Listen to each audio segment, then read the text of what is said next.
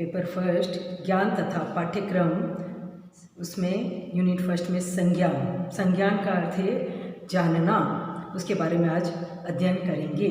संज्ञान की प्रक्रिया। बालक के संज्ञानात्मक विकास का आशय उसके ज्ञान प्राप्त करने की प्रक्रिया से ही, जो बालक में जन्म के समय से ही प्रारंभ हो जाती है और बालक द्वारा इस भौतिक जगत में पदार्पण करते ही उसके संज्ञानात्मक विकास की प्रक्रिया प्रारंभ हो जाती है। बालक अपने विभिन्न अंगों एवं ज्ञानेंद्रियों के माध्यम से ज्ञान प्राप्त करता है तथा अपने मानसिक विचारों की कसौटी पर परखता है। जब बालक रो रहा होता है तब माता के आने की आवाज़ सुनता है और उसके पश्चात माता उसको ले लेती है, जिससे उसको सुखद अनुभव होता है। धीरे धीरे बालक समझने लगता है, उसके रोने पर माता की आवाज़ का आना और उसको दूध प्राप्त होने में संबंध है। संज्ञान की प्रक्रिया।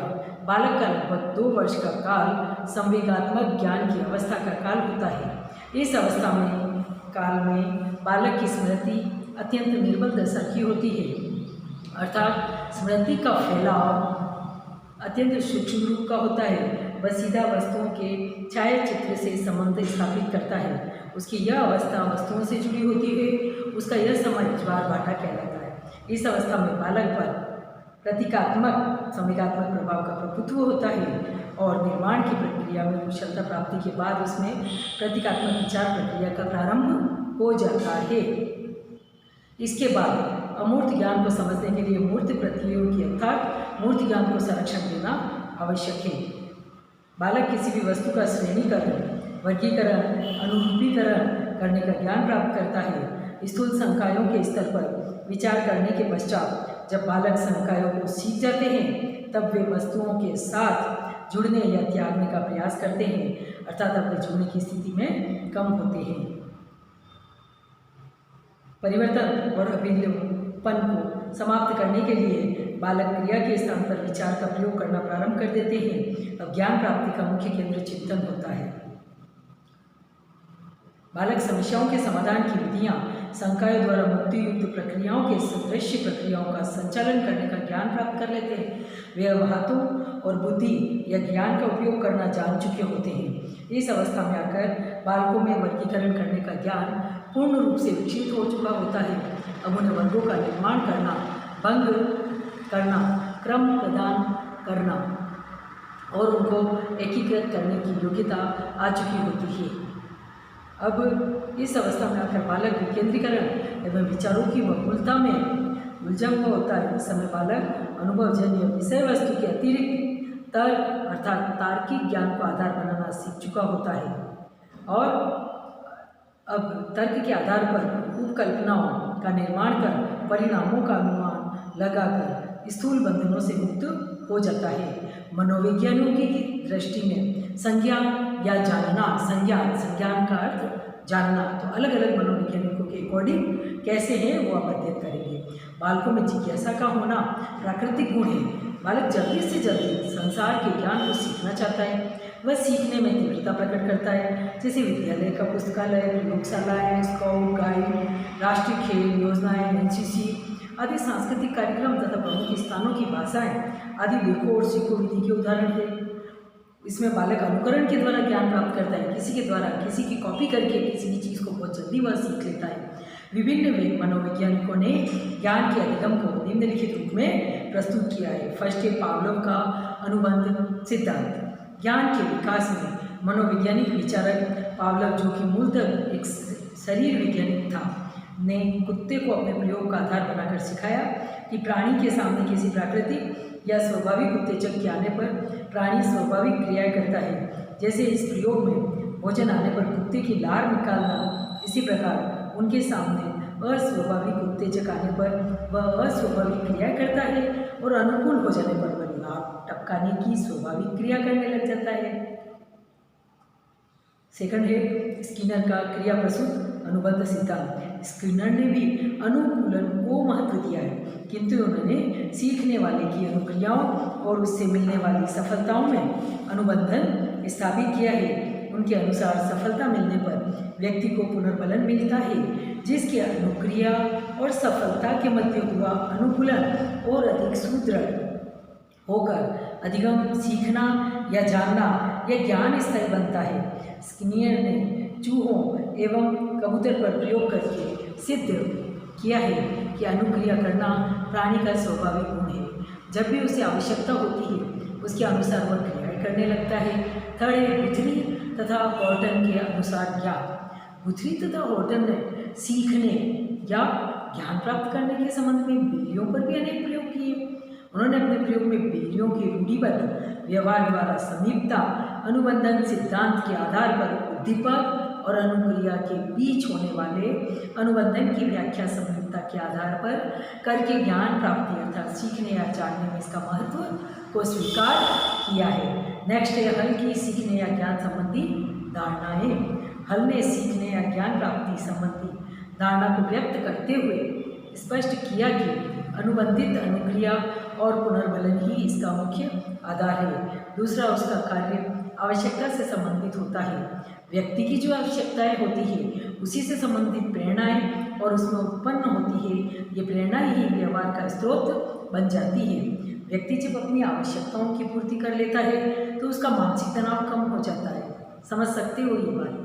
नेक्स्ट है जीन पियाजे का ज्ञान संबंधी दृष्टिकोण। जीन पियाजे ने सन 1960 में अपने बौद्धिक अध्ययन से यह समझाने का प्रयास किया कि संज्ञान या ज्ञान एक विकासशील मानसिक घटना है। इस मानसिक घटना का विकास बालक में धीरे धीरे होता है। पियाजे के संज्ञान विकास के अंतर्गत ज्ञान तथा उसके अर्जन से संबंधित सन्निश्चित प्रक्रियाओं का अध्ययन सम्मिलित किया जाता है। पियाजे ने अपने विचारों में ज्ञान और बुद्धि को समान अर्थ में प्रयुक्त किया। पियाजे के अनुसार व्यक्ति वातावरण के संपर्क में आने पर ज्ञान अर्जित करता है और जैसे जन्म के समय बच्चों में केवल नैसर्गिक क्षमता विद्यमान होती है, आयु एवं परिपक्वता के साथ साथ उसके अंदर 4 अवस्थाओं में विकसित होकर एक नए ज्ञान का भंडार बनता है। पियाजे ने स्पष्ट किया कि ज्ञान का विकास एक प्रकार का अनुकूलन है जिसमें 2 मानसिक क्रियाएं निहित होती है। ये प्रक्रियाएं क्रमशः आत्मसंकलन एवं अनुकूलन के नाम से जानी जाती है। अब है ज्ञान के निर्माण की प्रक्रिया। ज्ञान के निर्माण की अवधारणा प्राचीन काल से ही समाज में विद्यमान रही है। ज्ञान के निर्माण के विविध रूप समाज में देखने को मिलते हैं और पुस्तकालय विविध प्रकार के ग्रंथ ज्ञान निर्माण के प्रमुख उदाहरण है। वर्तमान समय में ज्ञान के निर्माण का आशय विविध सूचनाओं के संगठन से तथा उनके प्रस्तुतिकरण की विधियों से लिया जाता है। ज्ञान के निर्माण में पुस्तकालय विज्ञान को समाहित किया जाता है जिसमें पुस्तकालय अध्यक्ष विविध प्रकार की पुस्तकों की सूची बनाकर समाहित करता है। प्रोफेसर एस के दुबे के शब्दों में ज्ञान के निर्माण का आशय सूचनाओं के संगठनात्मक एवं उपयोगी स्वरूप से है जिसके माध्यम से छात्रों को सर्वांगीण विकास हेतु ज्ञानात्मक सामग्री की उपलब्धता सरलता से होती है तथा छात्र स्वयं बिखरी हुई सूचनाओं अधिगम गतिविधियों व्यवस्थित करके ज्ञान प्राप्त करता है और स्वयं के सर्वांगीण विकास का पथ प्रदर्शन करता है। प्रशस्त श्रीमती आर के शर्मा एवं श्रीमती बरोलिया के अनुसार ज्ञान के निर्माण का आशय सूचनाओं के प्रबंधन संगठन एवं पुनः प्राप्ति की प्रक्रिया से है जिसमें विज्ञान तकनीकी दर्शन एवं सामाजिक व्यवस्थाओं से संबंधित तथ्यों को सरलीकृत रूप में प्रस्तुत किया जाता है जिसमें सर्वांगीण विकास की प्रक्रिया में शिक्षक शिक्षालय एवं शिक्षार्थी तीनों को ही सहायता मिलती है। उपरोक्त परिभाषाओं से यह स्पष्ट हो जाता है कि ज्ञान का निर्माण एक व्यापक प्रक्रिया है जिसके आधार पर छात्रों द्वारा विविध प्रकार के क्षेत्रों में सत्य एवं वास्तविक तथ्यों को सरलतम रूप में प्राप्त किया जाता है। ज्ञानात्मक निर्माण के आधार पर ही चहुमुखी विकास की प्रक्रिया संपन्न होती है। इसके आधार पर ही बिखरे हुए तथ्यों एवं घटनाओं को क्रमबद्ध एवं सुसंगठित रूप प्रदान किया जाता है। अब है ज्ञान निर्माण की विशेषताएं। फर्स्ट पॉइंट लिखो इसमें, सूचनाओं के निर्धारण की प्रक्रिया। ज्ञान के निर्माण के अंतर्गत विविध प्रकार की सूचनाओं का निर्धारण किया जाता है। यह निर्धारण सामान्य रूप से पुस्तकालय में समावेशित ग्रंथों की व्यवस्था के आधार पर होता है।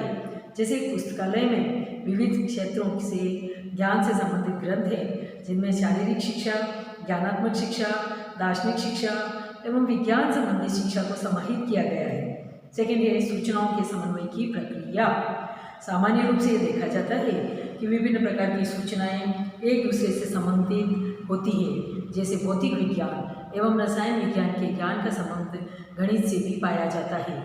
इसलिए इन तीनों विषयों से संबंधित सूचनाओं एवं पुस्तकों की व्यवस्था एक क्रम में की जाती है, जिसके आधार पर छात्रों को एक ही क्रम में आवश्यक सूचनाएं उपलब्ध होती है। नेक्स्ट है सूचनाओं के संश्लेषण एवं विश्लेषण की प्रक्रिया। ज्ञान के निर्माण में संश्लेषण एवं विश्लेषण की प्रक्रिया को भी संपन्न किया जाता है। पुस्तकों में समाहित सामग्री का पहले विश्लेषण किया जाता है, इसके पश्चात एक निश्चित निष्कर्ष पर पहुंचा जाता है। इस प्रकार की स्थिति में प्रत्येक विषय का विश्लेषण किया जाता है, दूसरे विषय के साथ उसका संबंध जोड़कर एक निश्चित नियम बनाया जाता है। नेक्स्ट सूचनाओं की पुनः प्राप्ति की प्रक्रिया के रूप में कैनफील्ड ने अपने प्रयोग में बताया कि एक पुस्तकालय व्यवस्था को उसकी पुनः प्राप्ति एवं नियम के अनुसार कार्य करने की गुणवत्ता के रूप में जाना जाता है। जैसे एक छात्र पुस्तकालय में पुस्तक प्राप्त करने जाता है तो उसको उसकी आवश्यकता की पुस्तक जो कि उसके 1 माह पूर्व पड़ी थी तुरंत बिना किसी देर एवं कठिनता से प्राप्त हो जाती है। फिफ्थ पॉइंट है ज्ञान का निर्माण पुस्तकालय व्यवस्था के रूप में। ज्ञानात्मक निर्माण की प्रक्रिया को पुस्तकालय व्यवस्था के रूप में जाना जाता है। सामान्य रूप में इसमें ज्ञानात्मक सूचनाओं, संज्ञानात्मक सूचनाओं, भाषाई सूचनाओं, सामाजिक सूचनाओं को व्यवस्थित रूप में रखा जाता है। जब छात्रों को इसकी ज्ञान की आवश्यकता होती है इसको उपलब्ध करा दिया जाता है। 6 पॉइंट है ज्ञान का निर्माण एक दार्शनिक प्रक्रिया के रूप में। ज्ञान के निर्माण को दार्शनिक प्रक्रिया के रूप में स्वीकार किया जाता है। इसकी विभिन्न प्रकार की दार्शनिक सूचनाओं को क्रमबद्ध एवं सुसंगठित रूप में प्रस्तुत किया जाता है। नेक्स्ट 7th पॉइंट है ज्ञान का निर्माण उद्देश्यपूर्ण प्रक्रिया के रूप में। सामान्य रूप से विचार किया जाए तो ज्ञान का निर्माण एक उद्देश्यनिष्ठ प्रक्रिया है, क्योंकि इसमें ज्ञान का क्रम एक निश्चित उद्देश्य को ध्यान में रखकर किया जाता है। ज्ञान को किसी उद्देश्य विशेष को प्राप्त करने के लिए तैयार किया जाता है, उद्देश्यनिष्ठ प्रक्रिया माना जाता है। 8th पॉइंट है ज्ञान का निर्माण विज्ञान संबंधी सूचनाओं की प्रक्रिया के रूप में। ज्ञान निर्माण संबंधी प्रक्रियाओं को वैज्ञानिक संदर्भ में 2 रूपों में देखा जाता है। फर्स्ट ज्ञान संबंधी सूचनाओं को वैज्ञानिक ढंग से विभक्त करके संग्रहित किया जाता है, जैसे कंप्यूटर में आंकड़ों की सूचना को पृथक तथा तकनीकी सूचनाओं को पृथक रूप से संगठित किया जाता है। द्वितीय रूप में विचार किया जाए तो वर्तमान समय में विज्ञान एक महत्वपूर्ण विषय है, इसलिए प्रत्येक क्षेत्र में विज्ञान संबंधी प्रयोग, सूचना एवं तथ्य प्रयोग किए जाते हैं। अतः विज्ञान ज्ञान के निर्माण का एक अभिन्न अंग माना जाता है।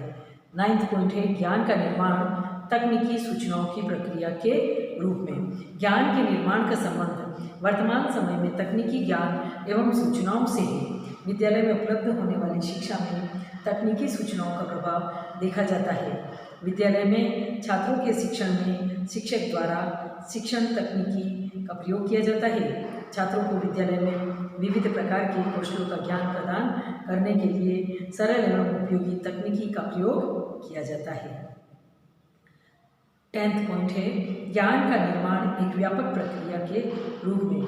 ज्ञान के निर्माण को एक व्यापक प्रक्रिया के रूप में जाना जाता है। इसी आधार पर छात्रों को विद्यालय में उन सभी तथ्यों का ज्ञान प्राप्त होता है जिनकी आवश्यकता उनको अपने विकास में होती है। नेक्स्ट पॉइंट है 11th ज्ञान का निर्माण एक वर्गीकरण की प्रक्रिया के रूप में।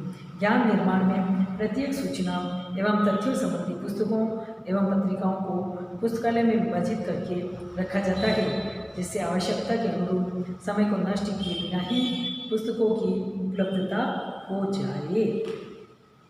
नेक्स्ट पॉइंट है लास्ट इसका ज्ञान का निर्माण एक बौद्धिक ज्ञान की प्रक्रिया के रूप में। ज्ञान के निर्माण को बौद्धिक ज्ञान की प्रक्रिया के रूप में स्वीकार किया जाता है।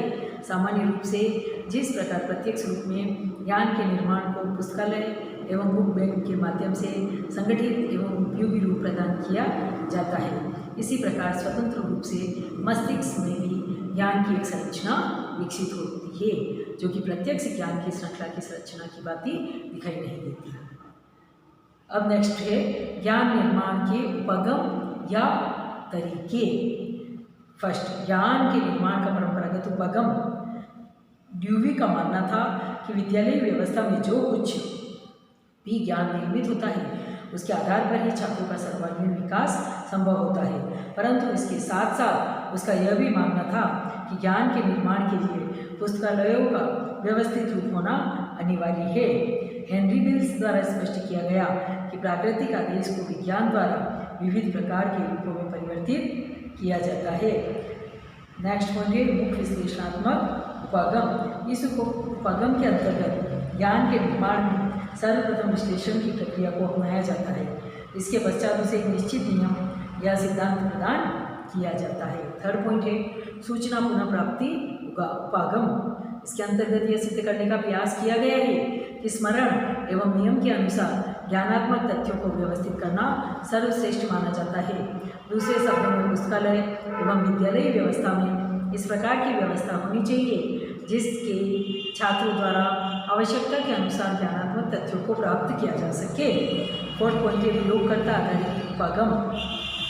इस उपागम के अनुसार ज्ञानात्मक संरचना की व्यवस्था प्रयोगकर्ता के अनुसार होनी चाहिए। जैसे एक छात्र अपने विद्यालय में पुस्तकालय का प्रयोग अध्ययन के लिए करता है, उसको सर्वप्रथम कौन सी पुस्तकें अच्छी लगती है तथा उसके बाद उसे कौन सी पुस्तकें पढ़ना अच्छा लगता है, इन सभी तथ्यों का ज्ञान उस छात्र को होगा। इसलिए पुस्तकालय में पृथक मेज पर उसके लिए पुस्तकों की व्यवस्था होनी चाहिए। नेक्स्ट है फिफ्थ पॉइंट कार्यक्षेत्र विश्लेषण उपागम। कार्यक्षेत्र विश्लेषण संबंधी उपागम के अनुसार ज्ञान निर्माण का स्वरूप समाज के सभी वर्गों को संतुष्ट करने वाला होना चाहिए, क्योंकि समाज के प्रत्येक समूह की रुचि एवं आवश्यकताएं पृथक पृथक रूप में होती है। इसलिए पुस्तकालय में पुस्तकों की व्यवस्था इस प्रकार की होनी चाहिए जिससे सभी की आवश्यकता की पूर्ति हो सके। अब है ज्ञान निर्माण के उद्देश्य, आवश्यकता एवं इसके बारे में अध्ययन करेंगे। शिक्षक, शिक्षार्थी एवं शिक्षा बल की दृष्टि से ज्ञान निर्माण के उद्देश्य, आवश्यकता एवं महत्व को निम्न रूप में स्पष्ट किया जा सकता है। ज्ञान का फर्स्ट पॉइंट है ज्ञान का संगठित रूप। ज्ञान निर्माण का प्रमुख उद्देश्य कि शिक्षक एवं शिक्षार्थी को ज्ञान के संगठित रूप से परिचित कराना। जब तक एक शिक्षक ज्ञान की संरचना के स्वरूप से परिचित नहीं होगा तब तक वह अपने छात्रों को भी इसका ज्ञान प्रदान नहीं कर सकेगा। ज्ञान के निर्माण में पुस्तकालय के माध्यम से, विद्यालय व्यवस्था के माध्यम से तथा शिक्षण अधिगम प्रक्रिया के माध्यम से ज्ञान के संगठित स्वरूप को प्रस्तुत किया जाता है, जिससे प्रत्येक छात्र को ज्ञान ग्रहण करने में किसी प्रकार की कठिनाई न हो। सेकेंड पॉइंट है सूचनाओं का सर्वोत्तम विभाजन। ज्ञान के निर्माण का प्रमुख उद्देश्य सूचनाओं का सर्वोत्तम विभाजन है। जब तक छात्रों को विद्यालय में सर्वोत्तम सूचनाएं, ज्ञानात्मक तथ्य उपलब्ध नहीं होंगे तब तक उसका विकास सर्वोत्तम रूप से नहीं होगा। थर्ड पॉइंट है सर्वांगीण विकास के लिए उपयोगी। ज्ञान के निर्माण के माध्यम से छात्रों का सर्वांगीण विकास संभव होता है। जैसे एक विद्यालय में जब छात्र प्रवेश करता है तो शिक्षक द्वारा उसके लिए खेलकूद एवं उसकी रुचि से संबंधित सभी गतिविधियाँ उपलब्ध कराई जाती है। जब छात्र नैतिक शिक्षा के बारे में पढ़ना चाहता है तो शिक्षक द्वारा उसको नैतिक शिक्षा संबंधी सामग्री उपलब्ध कराई जाती है तथा जब छात्र की इच्छा शारीरिक शिक्षा से संबंधित गतिविधियों को संपन्न करने के लिए होती है तब उसको शारीरिक शिक्षा संबंधी सूचना उपलब्ध कराई जाती है। फोर्थ पॉइंट है आधुनिक शिक्षा व्यवस्था में उपयोगी। वर्तमान समय में प्रत्येक छात्र अपनी रुचि एवं आवश्यकताओं के विषयों पर व्यापक सूचना एकत्रित करना चाहता है। के माध्यम से ही छात्रों द्वारा अपनी रुचि की सूचनाएं प्राप्त की जा सकती है। फिफ्थ पॉइंट है सूचनाओं के प्रबंधन के लिए। मस्तिष्क में विविध प्रकार की सूचनाओं का प्रबंधन एनकोडिंग के माध्यम से होता है, जबकि प्रत्यक्ष जगत में सूचनाओं का प्रबंधन ज्ञानात्मक निर्माण के माध्यम से होता है। नेक्स्ट पॉइंट है 6 संश्लेषण एवं विश्लेषण की योग्यता के विकास के लिए। ज्ञान निर्माण के उपगम में स्पष्ट रूप से बताया गया है कि प्रत्येक सूचना या ज्ञानात्मक तथ्य का विश्लेषण किया जाना चाहिए, जिससे उसमें निहित वास्तविक सूचनाओं का ज्ञान होता है। इससे सूचनाओं का अन्य क्षेत्रों से सहसंबंध भी ज्ञात होता है। इसके पश्चात उसको सार रूप में छात्रों के समक्ष प्रस्तुत किया जाना चाहिए। इस प्रकार की स्थिति में शिक्षकों द्वारा इस क्रिया का प्रदर्शन छात्रों के समक्ष किया जाता है।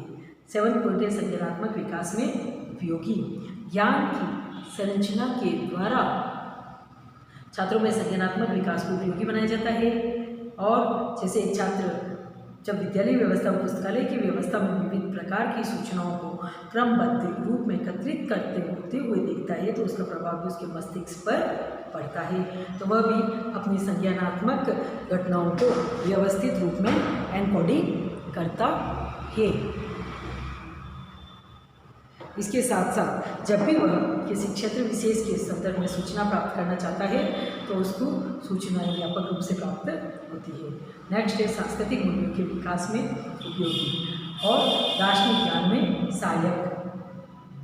फिर है सर्वोत्तम शैक्षिक वातावरण का सृजन, प्रभावी शिक्षण अधिगम प्रक्रिया के लिए बौद्धिक विकास के में उपयोगी।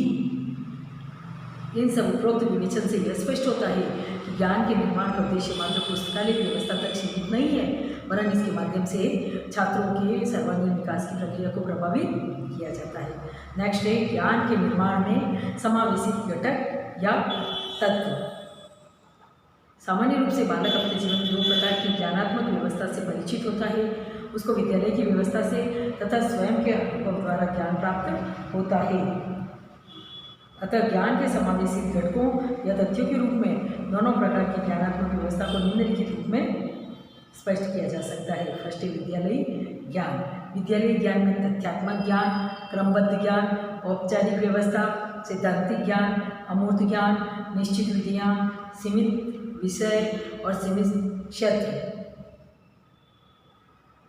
निश्चित मूल्यांकन, रुचिपूर्ण शिक्षण, अनुभवजन्य ज्ञान, मतलब ये सारी चीज़ें इसमें समाहित होती है। तथ्यात्मक, इसमें विभिन्न प्रकार के विषयों का तथ्यात्मक ज्ञान प्रदान किया जाता है। इस प्रकार और क्रमबद्ध रूप में ज्ञान प्रदान करना विद्यालय ज्ञान की प्रमुख विशेषता होती है। विद्यालय ज्ञान के अंतर्गत सभी व्यवस्थाएं पहले से ही निर्धारित एवं औपचारिक होती है। इसमें बालकों के स्तर का ध्यान रखा जाता है। सैद्धांतिक ज्ञान में वर्तमान समय में सरकार एवं शिक्षा शास्त्रियों द्वारा व्यवहारिक ज्ञान पर अधिक बल दिया जा रहा है, परंतु भारतीय विद्यालयों में सभी सुविधाओं की उपलब्ध न होने के कारण सैद्धांतिक ज्ञान की अधिकता पाई जाती है। अमूर्त ज्ञान और निश्चित विधियाँ ये सब इसमें समाहित होते हैं। अनुभवजन्य ज्ञान, इसमें पारिवारिक एवं सामाजिक ज्ञान। सेकंड है परिचयात्मक ज्ञान की अधिकता। थर्ड है क्रमबद्धता का भाव। फोर्थ है अमूर्त ज्ञान की अधिकता, व्यवहारिकता की अधिकता, व्यापक क्षेत्र, स्वमूल्यांकन, स्व अधिगम प्रक्रिया, वेदता का समावेश, विश्वसनीयता का समावेश। ये सारी उपरोक्त विवेचन से यह स्पष्ट होता है कि तथ्यात्मक ज्ञान की अपेक्षा अनुभवजन्य ज्ञान अधिक विश्वसनीय एवं वेद होता है, चाहे यह ज्ञान विद्यालय में प्राप्त किया जाए या विद्यालय के बाहर। अनुभवजन्य ज्ञान को ही प्राप्त करने का प्रयास किया जाना चाहिए, क्योंकि यह बालक में स्थायी रूप से बना रहता है। अब नेक्स्ट है ज्ञान के निर्माण एवं संचार में ज्ञाता तथा ज्ञात की भूमिका। इसमें है ज्ञान निर्माण की प्रक्रिया विशेष संदर्भों में पृथक पृथक रूप में संपन्न होता है। यह ज्ञान निर्माण की प्रक्रिया का संबंध शिक्षक एवं शिक्षार्थी से संबंधित है। ज्ञान निर्माण में एक शिक्षक द्वारा छात्रों की सहायता की जाती है।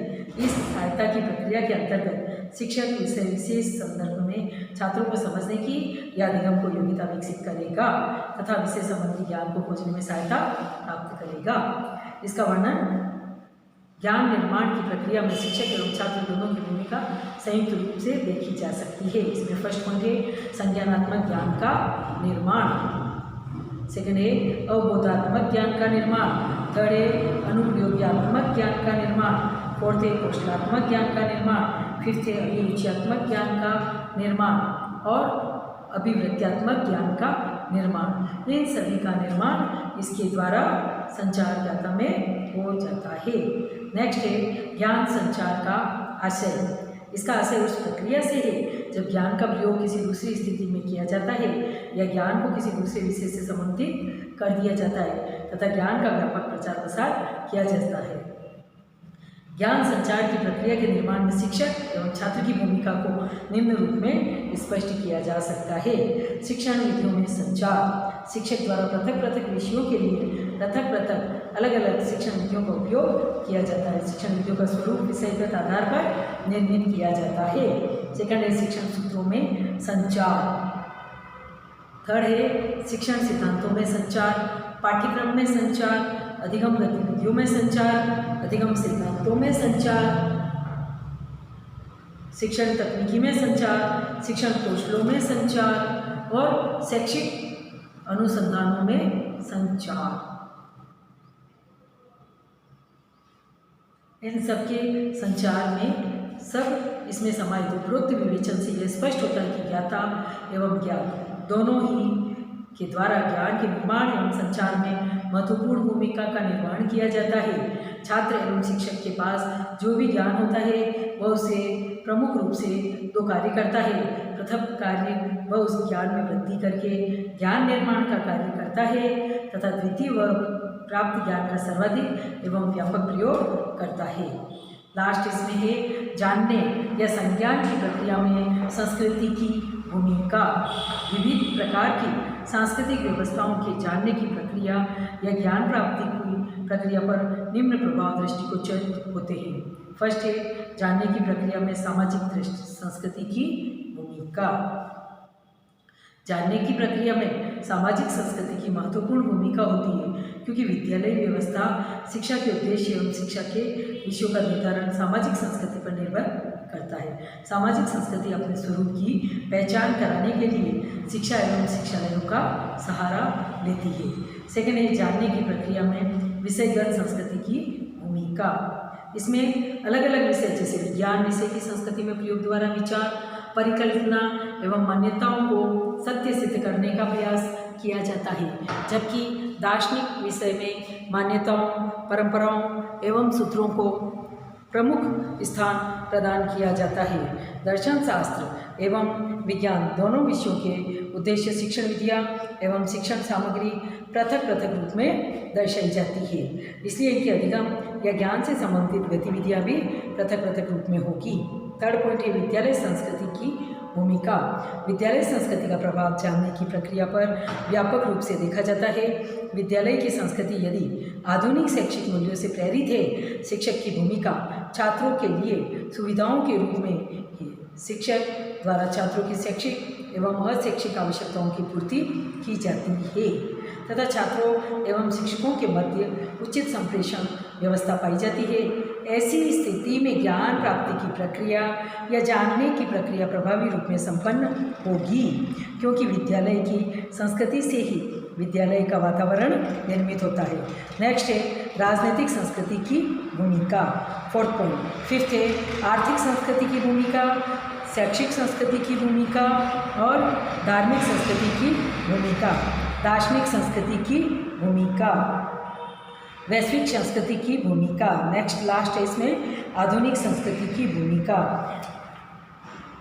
आर्थिक संस्कृति के समाज में विविध प्रकार के रूप में पाए जाते हैं। तो सामाजिक व्यवस्था अर्थ प्रदान होती है तथा भौतिक विकास को मान्यता देती है। धन का सर्वश्रेष्ठ उपयोग शिक्षा के लिए जिस सामाजिक संस्कृति का मूल मंत्र होता है, वो समाज में ज्ञान प्राप्ति की प्रक्रिया प्रभावी रूप में संपन्न होती है। शैक्षिक संस्कृति का स्वरूप भी जानने की प्रक्रिया में महत्वपूर्ण भूमिका का निर्वहन करता है।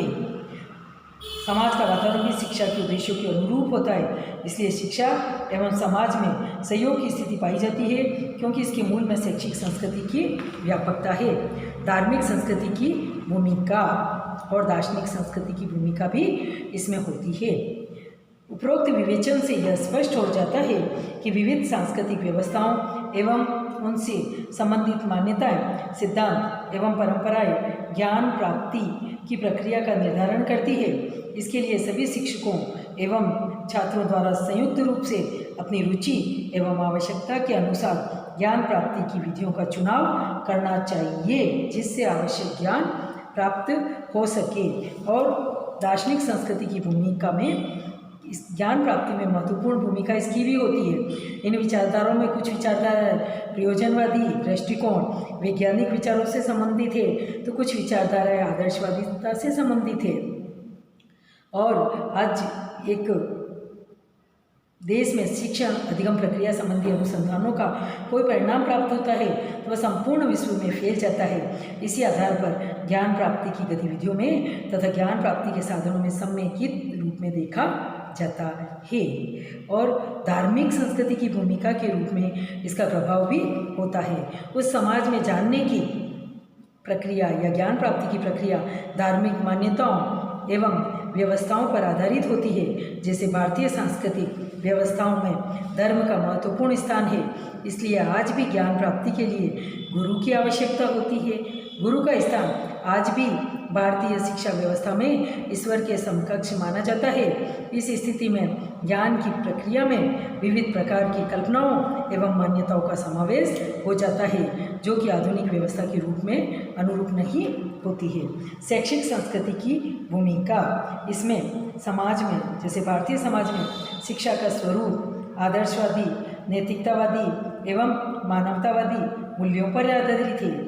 इसीलिए शिक्षालयों में सभी बालक बालिकाओं को समानता के साथ शिक्षा प्रदान की जाती है तथा पाठ्यक्रम का स्वरूप आदर्श, मानवता एवं नैतिकता के आधार पर निर्धारित किया जाता है। समाज का वातावरण भी शिक्षा के उद्देश्य के अनुरूप होता है, इसलिए शिक्षा एवं समाज में सहयोग की स्थिति पाई जाती है, और क्योंकि इसके मूल में शैक्षिक संस्कृति की व्यापकता होती है।